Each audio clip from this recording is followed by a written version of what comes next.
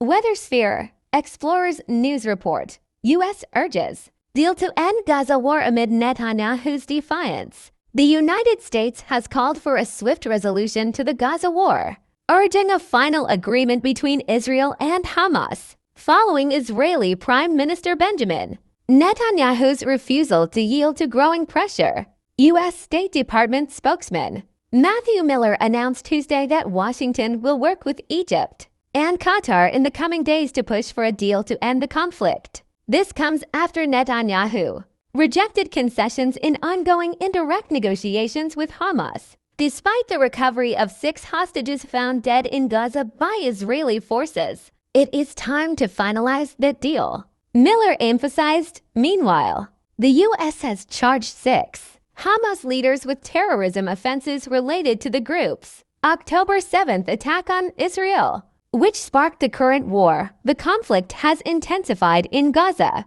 with reports of airstrikes and shelling causing widespread devastation. A raid on a Gaza City college killed 2 people and injured 30 others, according to Gaza's civil defense, while Israeli forces claim the target was Hamas terrorists. Tensions between Israel and Hamas remain high, with UN Human Rights Chief Volker Turk calling for an independent, impartial, and transparent investigation into the deaths of 6 recovered hostages who were allegedly executed. Meanwhile, Israelis are protesting in Tel Aviv, accusing Netanyahu of prioritizing his political career over the hostages. Safe Return. Netanyahu has stated that achieving the war's objectives requires controlling the Philadelphia corridor along the Gaza-Egypt border to prevent Hamas from rearming. However, Egypt and Saudi Arabia have rejected allegations that the border is being used to smuggle arms, condemning Netanyahu's statements as attempts to deflect blame and obstruct peace negotiations.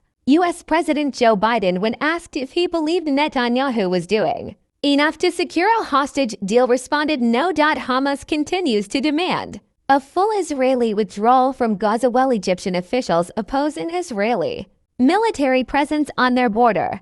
The conflict has left Gaza in ruins, with the territory's health ministry reporting over 40,800 Palestinian deaths, primarily women and children, since October 7th. Israel has also sustained heavy casualties, including more than 1,200 deaths from the Hamas attack, and numerous hostages still held in Gaza. Amidst the devastation, a vaccination drive has begun in Gaza after the first confirmed polio case in 25 years, aiming to vaccinate over 640,000 children. Despite the ongoing violence, the international community continues to call for a peaceful resolution, but the path to ending the war remains uncertain.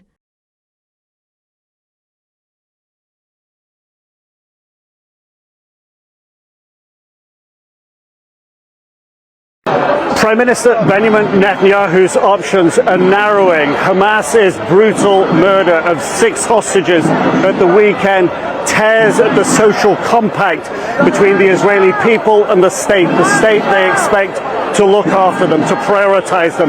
The pressure that these protests are putting on the Prime Minister to get all the hostages home are being met with deaf ears. The Prime Minister doubling down on his position, refusing to compromise with Hamas, saying that that would be the wrong message to send. He is also using the powers of the court to shut down the powerful unions in Israel that are trying to bring out more protests, that are trying to shut down the airport, the ports, the buses, the vital infrastructure of the country that the government relies on.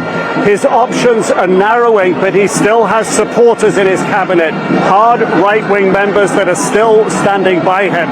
The people at the protest promise to continue to keep coming out, but he is ignoring them.